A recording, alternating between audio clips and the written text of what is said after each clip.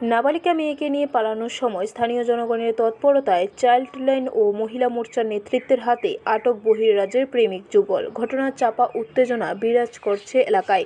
বিবরণে প্রকাশ, উত্তর ত্রিপুরা জেলার চুড়াইবাড়ি থানাধীন খেরেজুড়ি পেট্রোল পাম্প সংলগ্ন এলাকায় একটি ধাবাতে কর্মরত এক যুবকের সঙ্গে 6 মাস ধরে প্রেমের সম্পর্ক গড়ে ওঠে ওই এলাকার নাবালিকা এক যুবতীর।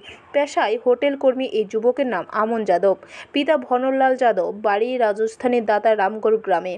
সে বিগত 1 বছর ধরে অসম আগরতলা জাতীয় সড়কের পাশের ধাবাতে কর্মরত রয়েছে।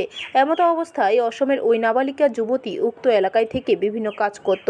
এতে দুজনের পরিচয় হয় এবং তাদের মধ্যে প্রেমের সম্পর্ক গড়ে ওঠে।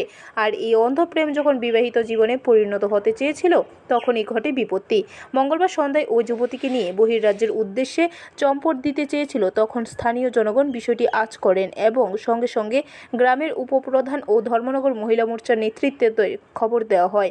তারা রাজ্যের মহিলা কমিশনের চেয়ারপারসন ও চাইল্ড লাইনে খবর দেন এবং সঙ্গে সঙ্গে 2 কমিশনের নেতৃত্বরা ঘটনাস্থলে ছুটে যান। এদিকে খবর পেয়ে ঘটনাস্থলে ছুটে যায় চুড়াইবাড়ি থানার পুলিশও। পুলিশ বিবাহের সামগ্রী জব্দ করে ছেলেটিকে থানায় নিয়ে যায়। অপরদিকে নাবালিকা মেয়েকে চাইল্ড লাইনের হাতে সমঝে দেওয়া হয়। এইভাবে স্থানীয় জনগণের তৎপরতায় ও বিভিন্ন কমিশনের আধিকারিকদের উপস্থিতিতে একটি নাবালিকার বিয়ে ভেস্তে দেওয়া হয়। পুলিশ উক্ত যুবকের বিরুদ্ধে একটি মামলা দায়ের করবে বলে জানা যায়। ব্যুরো রিপোর্ট, খবর ত্রিপুরা।